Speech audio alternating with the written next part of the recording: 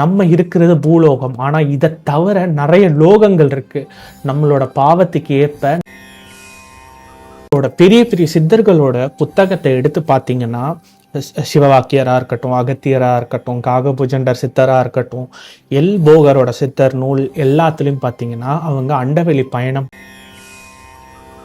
பாதாள லோகம், அதுல இருந்து ஒரு மேல 2-3 லோகங்கள் பார்த்தீங்கன்னா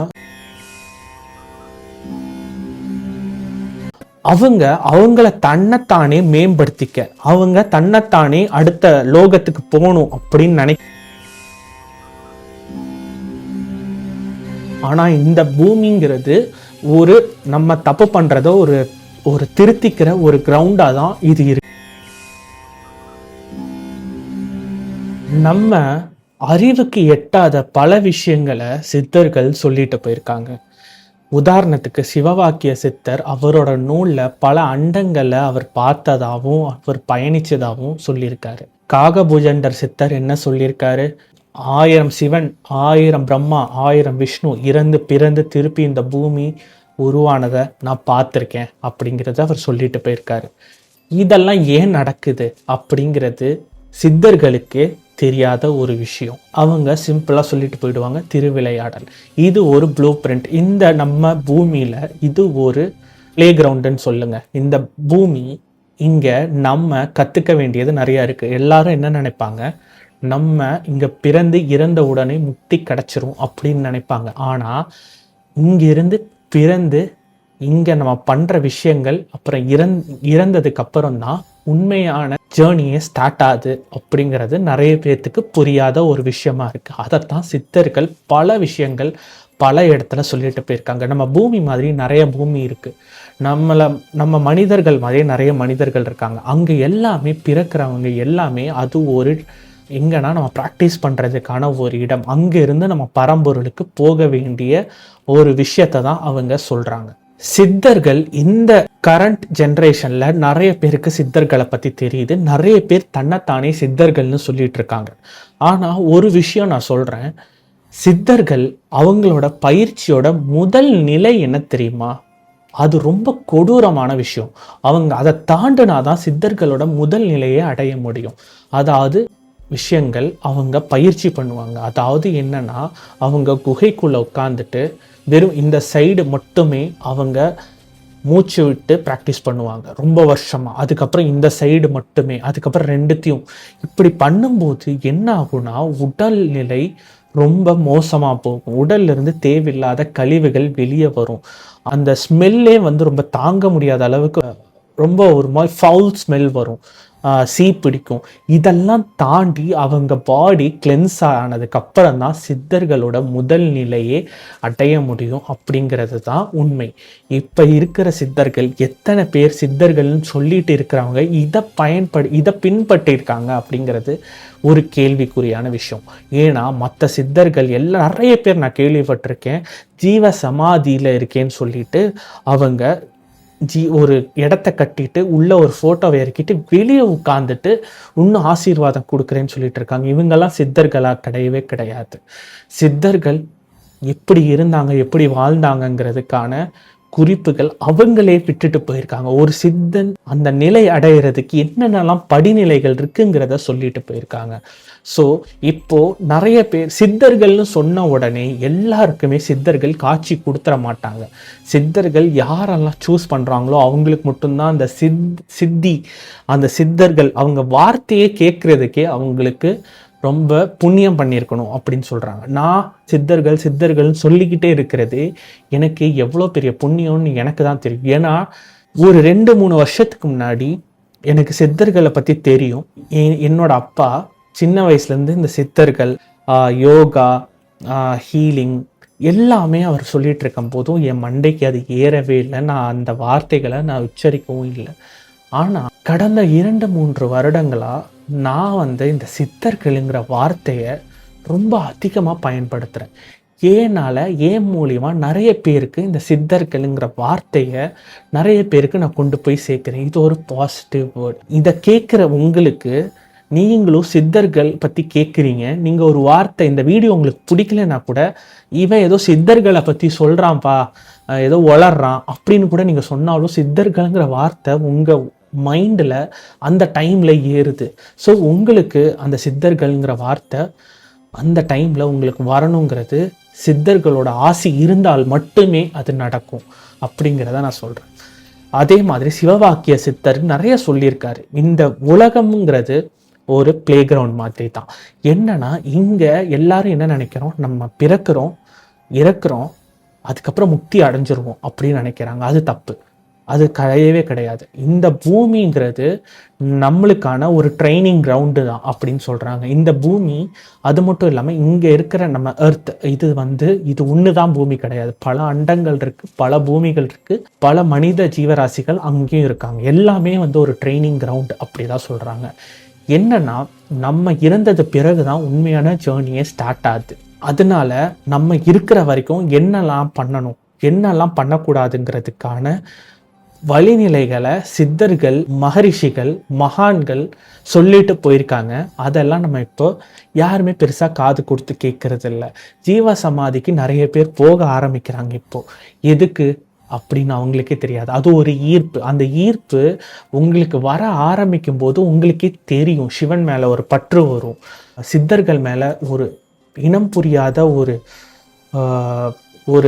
என்ன சொல்கிறது, அவங்கள பற்றி தெரிஞ்சுக்கணுங்கிற ஒரு ஆசை வரும். இது எல்லாருக்குமே சும்மாலாம் அவங்களோட ஆசை இருந்தால் மட்டுமே இது கிடைக்கும், இது நடக்கும் அப்படிங்கிறத சிவவாக்கிய சித்தர் சொல்லியிருக்காரு. ஏன் காகபுஜண்டர் சித்தர் ஒரு விஷயம் சொல்லிட்டு போயிருக்காரு அவரோட புத்தகத்தில். நான் பல கோடி பிரம்மாக்கள், பல கோடி விஷ்ணு, பல கோடி சிவன்களை பார்த்துருக்கேன், இறந்து பிறந்து இந்த பூமி அழிஞ்சு திருப்பி உருவாறதை பார்த்துருக்கேன் அப்படின்னு அவர் சொல்லிட்டு போயிருக்காரு. இந்த கதை ரொம்ப இன்ட்ரெஸ்டிங்காக இருக்கும். ஆல்ரெடி நான் சொல்லியிருக்கேன், சிவன் அவரோட சபையில் எல்லா கடவுள்களும் சுற்றி இருக்கும்போது எல்லாருக்கும் இந்த பூமி பிறக்குது. ஓகே, இந்த பூமி பிறக்கிறதுக்கு முன்னாடி யார் இருந்தா என்ன இருந்தா அப்படிங்கிறது நிறைய பேர் கன்ஃபியூஷன். உடனே சிவன் காகபுஜண்டர் கூட்டிட்டு வா, அவனுக்கு தான் எல்லாமே தெரியும் அப்படின்னு சொல்லும்போது உடனே போய் கூட்டிகிட்டு வந்தோடனே சிவன் கேட்குறாரு, நாங்கள் இறந்து பிறந்து திருப்பி வரோம், இறந்ததுக்கப்புறம் இந்த பூமி எப்படி அழியுது, திருப்பி எப்படி உருவாது அப்படிங்கிறத கேட்கும்போது சிவன்கிட்டயே காகபுஜண்டர் சொல்கிறாரு, எத்தனை வாட்டி இந்த கேள்வி நீ எங்ககிட்ட கேட்ப அப்படின்னு சொல்கிறாரு. ஏன்னா நான் பல கோடி சிவன்கள், பல கோடி விஷ்ணுக்கள், பல கோடி பிரம்மாக்களை பார்த்துருக்கேன், ஆனால் மறுபடியும் நீ இதே கேள்வி தான் கேட்குற. சரி பரவாயில்ல நீ சொல்லு அப்படின்னு சொல்லும்போது அவர் சொல்கிறாரு, இந்த பூமி அழியும் போது ஒரு பெரிய ஒரு லிங்கம் ஷேப்பில் ஒரு மோனோலித்துன்னு சொல்லுவோம், ஒரு பெரிய ஒரு அகண்ட இருளுக்குள்ளே எல்லாமே போயிடும். பூமி அப்படி ஷேட்டர் ஆகிட்டு அதுக்குள்ளே போயிடும். அங்கிருந்து தான் திருப்பியும் பிறந்து வளர்ந்து அந்த சுழற்சி உருவாகும். இது ஏன் அப்படி நடக்குதுங்கிறதுக்கு யாருக்குமே ஒரு பதில் கிடையாது. ஏன் சித்தர்களே இதுக்கு திருவிளையாடல்னு சொல்லிட்டு போயிடுவாங்க. ஏன்னா சித்தர்களுக்கு கூட இது ஏன் நடக்குது அப்படிங்கிறது தெரியாது. இந்த பூமி, இந்த கேலக்சி, அதை விட மல்டிவர்ஸ் எல்லாம் தாண்டி போகும்போது கடைசியில் ஒரு சூன்ய நிலை இருக்கும், ஒரு பிளாக். அதுதான் சிவன். அதையும் தாண்டி ஒரு வெளிச்சம் இருக்கும். அதுதான் மனோன்மணி தாயார் இருக்கிற இடம் அப்படிங்கிறத சொல்கிறாங்க. ஸோ இந்த ட்ராவலை எல்லாரும் ஏன் நம்ம இதை கடைப்பிடிக்கணும், ஏன் இதை நம்ம எடுத்துக்கிறோம் அப்படிங்கன்னா நம்மளோட, நான் ஆல்ரெடி சொன்ன மாதிரி சோலை கிளென்ஸ் பண்ணுறதுக்கு மட்டுமே தான். நம்மளோட சோல், அதாவது ஆத்மா வந்த பரம்பொருளுக்கு திருப்பி போகணும். அதுக்கு போகிறதுக்கான வழி நிலைகள் நிறைய இருக்குது, நிறைய படிநிலைகள் இருக்குது. நம்ம இருக்கிறது பூலோகம், ஆனால் இதை தவிர நிறைய லோகங்கள் இருக்குது. நம்மளோட பாவத்துக்கு ஏற்ப நம்ம அந்த லோகத்துக்கு பிறந்து வளர்ந்து திருப்பி இறந்து திருப்பியும் நம்ம அடுத்த நிலைக்கு போய் நம்ம எல்லாம் ஃபுல்லாக க்ளீனாகி முடிக்க ரொம்ப பெரிய ப்ராசஸ். பல கோடி ஜென்மம் எடுத்தாதான் பரம்பொருளுக்கு திருப்பி போக முடியுங்கிறது தான் இந்த சித்தர்கள் எல்லாம் சொல்கிற ஒரு கூற்று. அது மட்டும் இல்லாமல் நீங்கள் எல்லா சித்தர்களோட புத்தகத்தை எடுத்து பார்த்தீங்கன்னா, சிவவாக்கியராக இருக்கட்டும், அகத்தியராக இருக்கட்டும், காகபுஜண்டர் சித்தராக இருக்கட்டும், போகரோட சித்தர் நூல் எல்லாத்துலேயும் பார்த்தீங்கன்னா அவங்க அண்டவெளி பயணம் பண்ணதை பற்றி ஏதாவது ஒரு இடத்துல இருக்கும். கடைசியாக என்ன இருக்குது அப்படிங்கிறத அவங்க குறிப்பில் வேற மாதிரி எழுதியிருப்பாங்க. அதாவது எப்படி சொல்லியிருக்காங்கன்னா, ஒரு அந்த அந்த கடைசி, அதாவது எண்ட் ஆஃப் த யூனிவர்ஸ், அதாவது கடைசியா என்ன இருக்குன்னா ஒரு இருள் இருக்கு. அதை தாண்டி மனோன்மணி தாயார் வாழுகிற இடம் இருக்கு. அதையும் தாண்டி என்ன இருக்கு அப்படிங்கிறத பல சித்தர்கள் பார்த்து உணரணும்னு ஆசைப்பட்டு பயணிச்சிருக்காங்கிறத அவங்க வேற வேற மாதிரி எழுதியிருப்பாங்க. எப்படி சொல்றாங்க, எப்படி விவரிக்கிறாங்க, நான் சிம்பிளா சொல்றேன்னா, பல கோடி சூரியன் இருந்தா எப்படி ஒளிருமோ அது ஒரு பக்கம், அதே மாதிரி பல கோடி நிலாக்கள் இருந்தா ஒரு குளிர்ச்சி தன்மை எப்படி இருக்குமோ அது ஒரு பக்கம். அப்படி ரெண்டும் சேர்ந்த ஒரு உருவம் தான் அப்படிங்கிறத தான் அவங்க அதை எக்ஸ்பிளைன் பண்றாங்க. அதாவது நீங்க பார்த்த உடனே அப்படியே ஐயோ கண்ணு கூசுது, ரொம்ப குளிருது, அந்த மாதிரி இருக்காது. அவங்க சொல்றது வந்து அது ஒரு இன்பம் தரும், அதாவது ஒரு பரவச நிலை கொடுக்கிற ஒரு இடம். அந்த பரம்பொருள் அப்படிதான் இருப்பாங்க. அதாவது எப்படி அவங்க விவரிக்கிறாங்கன்னா, ஆணும் இல்லாமல் பெண்ணும் இல்லாமல் இரண்டும் கலந்த அர்த்தநாதீஸ்வரர் கோலத்துல தான் அவங்க இருப்பாங்கங்கிறத அவங்க தெளிவா சொல்றாங்க. ஸோ இந்த அர்த்தநாதீஸ்வரர் அந்த அர்த்தநாதீஸ்வரர் இந்த கான்செப்ட்ல தான் நம்மளுக்கு சிவன் இல்லாமல் சக்தி இல்லை, சக்தி இல்லாமல் சிவன் இல்லை, ஆணுக்குள்ளேயும் பெண் இருக்கும், பெண்ணுக்குள்ளேயும் ஆண் இருக்கும். இந்த கோட் இதுல இருந்து தான் வந்து வர ஆரம்பிக்குது. இப்போ ஒரு இன்ட்ரெஸ்டிங்கான கான்செப்ட் என்னன்னா, நம்ம பூலோகத்தை, அதாவது ஈரேழு லோகங்கள் சொல்றாங்க. அதுல பூலோகம், அதல லோகம், விதல லோகம் அப்படின்னு சொல்லி கடைசியில பாதாள லோகம் வரைக்கும் இருக்கு. இந்த பாதாள லோகம், அதுல இருந்து ஒரு மேல 2-3 லோகங்கள் பாத்தீங்கன்னா ரொம்ப பாவம் செஞ்ச ஆத்மாக்கள், கொடுமை செஞ்ச ஆத்மாக்கள் அங்க இருக்கும். அதே மாதிரி பூலோகத்தை தாண்டி நிறைய லோகங்கள் இருக்கு. கடைசியா பிரம்மலோகம், பிரம்மலோகத்தை தாண்டி சிவன் இருக்காரு, சிவனை தாண்டி மனோன்மணி தாயார், சிவன் சக்தி, அங்க 2 பேர் இருக்காங்க. அதை தாண்டினாதான் அந்த அர்த்தநாதீஸ்வரர், அந்த கடைசியா அந்த பரம்பொருள் இருக்காங்க அப்படின்றது சொல்றாங்க. ஏன் இந்த பூமி ரொம்ப ஸ்பெஷல் அப்படின்னு நான் சொல்றேன்னா, எல்லாரும் சொல்றது என்னன்னா, டைமுங்கிற ஒரு கான்செப்ட் இருக்கு. இந்த டைமுங்கிற கான்செப்ட் நம்ம பூமியில இருக்கு. நம்ம இங்க வாழ்றோம், பிறக்கிறோம், வாழ்றோம், இறக்குறோம். ஸோ இந்த இடைப்பட்ட காலம் தான் இந்த நேரம் அப்படிங்கிற ஒரு கான்செப்ட். மற்ற லோகத்துல இந்த டைமுங்கிற கான்செப்டே கிடையாது. அவங்க எப்படி இருக்காங்களோ அப்படி இருந்துகிட்டே இருப்பாங்க. ஸோ அவங்கள தன்னைத்தானே மேம்படுத்திக்க, அவங்க தன்னைத்தானே அடுத்த லோகத்துக்கு போகணும் அப்படின்னு நினைக்கிறவங்க, கீழே இருந்து பூலோகத்துல கீழே இருக்கிறவங்க, அவங்க ஏதோ ஒரு விஸ்டம் அவங்களுக்கு வந்து நான் என்ன நானே சரிப்படுத்திக்கணும் அப்படிங்கிற ஒரு இடத்துக்கு போகணும், அடுத்த லோகத்துக்கு போகணும் அப்படிங்கிறத அவங்க இல்லை, அவங்க கிட்ட இருக்கிற ஒரு குறையை சரி பண்ணாதான் நம்ம அடுத்த லெவலுக்கு போக முடியும்னு நினைக்கும் போது அவங்க சூஸ் பண்ற ஒரு இடம் தான் இந்த பூலோகம். ஏன்னா இங்கே தான் டைமுங்கிற ஒரு கான்செப்ட் இருக்கு. Time is a illusion. எல்லாருக்கும் இல்லை, டைம் இஸ் அ இல்யூஷன், நம்ம உருவாக்குனது தான். அந்த டைம் எப்படி அவங்க வரைப்படுத்துறாங்கன்னா, பிறப்புக்கும் இறப்புக்கும் இடையில் உள்ள நேரம், அதுல நம்ம என்னென்னலாம் பண்றோம் அப்படின்னு. இப்ப நீங்க கேட்கலாம், மேல இருக்கிற லோகம், பிரம்மலோகத்துக்கு கீழே நிறைய லோகங்கள் இருக்கு, பூலோகம் மத்தியில இருக்கு. அவங்களும் ஏன் இங்க வரணும்னு சூஸ் பண்ணுவாங்க தெரியுமா? சிலவங்களுக்கு ஒரு சின்ன விஷயம்னால அவங்களால அடுத்த லோகத்துக்கு, அதாவது பிரம்மலோகம் தான் கடைசி லோகம், அதுக்கு மேல பரம்பொருள் சிவன், அந்த இடத்துக்கெல்லாம் போக முடியாம மேல இருக்கிற லோகங்கள் நிறைய புண்ணிய பண்ணவங்க தான் அங்க இருப்பாங்க. ஆனா அவங்களால அதுக்கு அடுத்ததுக்கு போக முடியாம ஏதோ ஒரு சின்ன விஷயம் தடுத்திருக்கும். அது அவங்களோட ஒரு சின்ன பொறாமையா இருக்கலாம், ஒரு அகங்காரமா இருக்கலாம். அதை திருத்திக்க, அதை மேம்படுத்த, அதை அப்கிரேட் பண்ணிக்க அவங்க சூஸ் பண்ற ஒரு இடம் தான் இந்த பூலோகம். இங்க வந்து அவங்களோட வாழ்நாளை எப்படி கழிக்கிறாங்க அப்படிங்கிறத அவங்க கான்சியஸ்னஸ் இல்லாம தான் பிறப்பாங்க. அதிலிருந்து அந்த ஆத்மா எப்படி வேணா போகலாம், திருப்பியும் ரொம்ப பாவம் பண்ணி இருந்த இடத்த விட்டு கீழே போகலாம், இல்லை அவங்க அதை திருத்திக்கணும்னு அவங்க மைண்டில் அவங்களோட ஸ்பிரிச்சுவல் கைட்ஸ் வந்து அவங்கள கைட் பண்ணி அவங்கள அடுத்த லெவலுக்கு கொண்டு போகலாம். எப்படி வேணால் நடக்கலாம். ஆனால் இந்த பூமிங்கிறது ஒரு நம்ம தப்பு பண்ணுறதோ ஒரு திருத்திக்கிற ஒரு கிரவுண்டாக தான் இது இருக்குது. நம்ம மனித பிறவியே வந்து நம்மளை அடுத்த லெவலுக்கு கொண்டு போகணும். நீங்கள் அடுத்த லெவலுன்னொடனே நம்ம வந்து இப்போ பிறந்த உடனே ஏழையாக பிறந்தோம், பணக்காரனானோம், ஓகே, பணம் முக்கியம். இப்போ இருக்கிற காலகட்டத்தில் நம்ம அடுத்த லெவலுக்கு போகணும். ஆனால் நம்ம வாழ்க்கையில் வெறும் எந்திரிக்கிறோம், வேலை பார்க்குறோம், தூங்குறோம். நம்மளால யாருக்கும் எந்த பயனும் இல்லை, நம்மளால யாருக்கும் எந்த கெட்டதும் இல்லை. அப்படி இருந்தால் நம்ம திருப்பி இங்கே தான் ஸ்டக் ஆகிப்போம். ஏன்னா நம்மளால யாருக்கும் எந்த பயனுமே கிடையாது, நம்மளால நம்மளுக்கு மட்டும்தான் பயன் அப்படிங்கிறது ஒரு செல்ஃபிஷான ரீசன். நம்மளால நம்ம குடும்பத்துக்கு மட்டும்தான் பயன் அப்படிங்கிறதும் ஒரு செல்ஃபிஷான ரீசன். வளர்ச்சி அப்படிங்கிறது சித்தர்கள் சொல்றது என்னன்னா, நம்ம வளர்றது மட்டும் வளர்ச்சி கிடையாது, நம்மளை சுத்தி இருக்கிறவங்களை வளர்த்து விடுறதும் தான் வளர்ச்சி. நீங்க உங்களை சுத்தி இருக்கிறவங்களுக்கு உதவி செய்யணும், செல்ஃபிஷ்னஸ் இல்லாம அவங்களும் வளர்ந்துட்டு போட்டோமே அப்படிங்கிறத ஒரு நினைப்பா நீங்க வச்சுக்கணும். இப்படி வச்சுக்கிட்டா வளர்ச்சிங்கிறது சுத்தி இருக்கிறவங்களையும் வளர வைக்கும். அவங்க அப்படி நினைக்கும் போது நம்மளும் வளருவோம், நம்ம அப்படி நினைக்கும் போது அவங்களும் வளருவோம். இப்படிதான் நம்மளோட ஆத்மாக்கள், நம்மளோட சோல் அப்கிரேட் ஆகுது. இதுக்கு இடைப்பட்ட இடத்துல தான் நிறைய கெட்டது, மாயை எல்லாமே நம்மள அந்த இடத்துக்கு போக விடாம தடுக்குது. இப்ப நான் சொன்ன மாதிரி பாதாள லோகத்துல இருக்கிறவங்க மேல் லோகத்துக்கு வரவே முடியாது. ஏன்னா அவங்க ரொம்ப பாவம் பண்ணியிருப்பாங்க.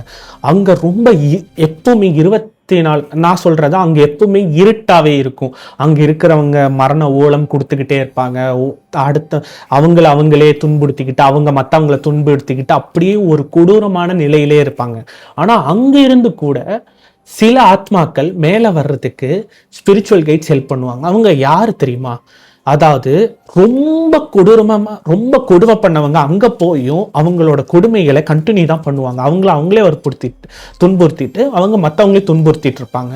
ஆனா அங்கேயும் சில ஆத்மாக்கள் ஏதோ ஒரு இடத்துல புண்ணியம் பண்ணியிருக்கோம், அவங்க ரியலைஸ் பண்ணுவாங்க, நான் இங்கே கஷ்டப்படுறேன், நான் பண்ண தப்புக்கெல்லாம் ரொம்ப கஷ்டப்படுறேன், ஆனா நான் பண்ணதுக்கு நான் என்ன பண்ணணும், அடுத்து நான் என்ன பண்ணணும்னு ஒரு தேடல் ஆரம்பிக்கிற ஒரு ஆத்மாக்கு மட்டும் அவங்க வாய்ப்பு கொடுப்பாங்க அங்கிருந்து மேலே போறதுக்கு. அதாவது இந்த பூமிக்கு பிறப்பெடுக்கிறதுக்கு.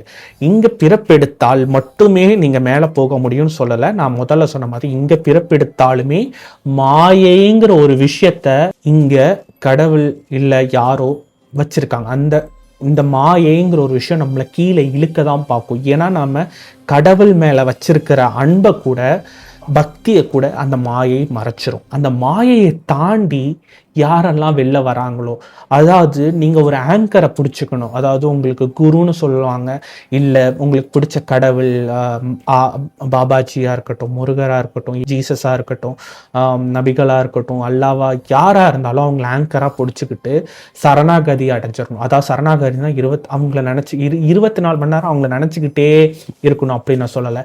நீங்கள் பண்ணுற எல்லா விஷயங்கள், நல்ல விஷயங்கள் எல்லாத்தையும் அவங்க நம்மளை மேற்பார்வை, அதாவது சூப்பர்வைஸ் பண்ணிக்கிட்டு தான் இருக்காங்க. நம்மளோட வாழ்க்கையை அவங்க எடுத்துக்கிட்டாங்க, நம்ம அவங்க சொல்கிறத தான் செய்யும் அப்படிங்கிற ஒரு மைண்ட் செட்டில் நம்ம நல்லது பண்ணிக்கிட்டே இருக்க, அதாவது செல்ஃபிஷ்னஸ் இல்லாத நல்லது, நம்ம இது பண்ணுறனால நம்மளுக்கு நல்லது நடக்கும், நம்ம புண்ணியம் சேர்த்துட்டே இருக்கும் அப்படிங்கிறத யோசிக்காமல் நம்ம நினைக்கிறத பண்ணுறத செல்ஃபிஷ்னஸ் இல்லாமல் பண்ணணும். பண்ணால் நம்மளுக்கு அந்த ஆங்கர், அதாவது அந்த கடவுள், குரு, இந்த யூனிவர்ஸ், நீங்கள் யாராக வேணால் அதை பிடிச்சிக்கலாம், அது நம்மளை கைட் பண்ணும், நம்மளை அடுத்த லெவலுக்கு போகிறதுக்கான கான்சியஸ்னஸை நம்மளுக்கு கொண்டு சேர்க்கும். அப்படிங்கிறது தான் சித்தர்கள்லேருந்து மகரிஷி வரைக்கும் சொல்லிட்டு போயிருக்காங்க. போன வீடியோலும் சரி, இந்த வீடியோலும் சரி, இந்த பூமிங்கிறது நம்மளை திருத்திக்கிறது ஒரு வாய்ப்பாக கொடுத்துருக்காங்க. அதை நம்ம கண்டிப்பாக யூஸ் பண்ணியே ஆகணும். அதனால் நீங்கள் நல்லது பண்ணாலும் செல்ஃபிஷ்னஸ் இல்லாத நல்லதாக பண்ணுங்க. ஏன்னா நான் சொல்கிறது ஒரே ஒரு சிம்பிள் விஷயம்தான், நம்ம யாருக்காச்சும் பயன்படுத்தணும், நம்ம யாருக்காவது பயன்படுற மாதிரி வாழணும். நம்மளால 4 பேர் நல்லா வாழ்ந்தாங்கன்னு இருக்கணும். அந்த 4 பேர் நல்லா வாழ்ந்தாங்கன்னா நம்ம அவங்களுக்கு எப்படி வேணால் உதவலாம். ஆனால் அந்த உதவி செய்கிறனால நம்ம நல்லா இருப்போங்கிறத நீங்கள் நினைக்கக்கூடாது. இன்னொரு மறைக்கப்பட்ட சொல்லப்படாத ரூல், நீங்கள் என்ன கொடுக்குறீங்களோ அது உங்களுக்கு திருப்பி வரும். அதனால் நீங்கள் நல்லதை செய்யுங்க, உங்களுக்கு நல்லதே நடக்கும். அடுத்த ஒரு இன்ட்ரெஸ்டிங்கான வீடியோவில் பார்க்குற வரைக்கும் நன்றி, வணக்கம்.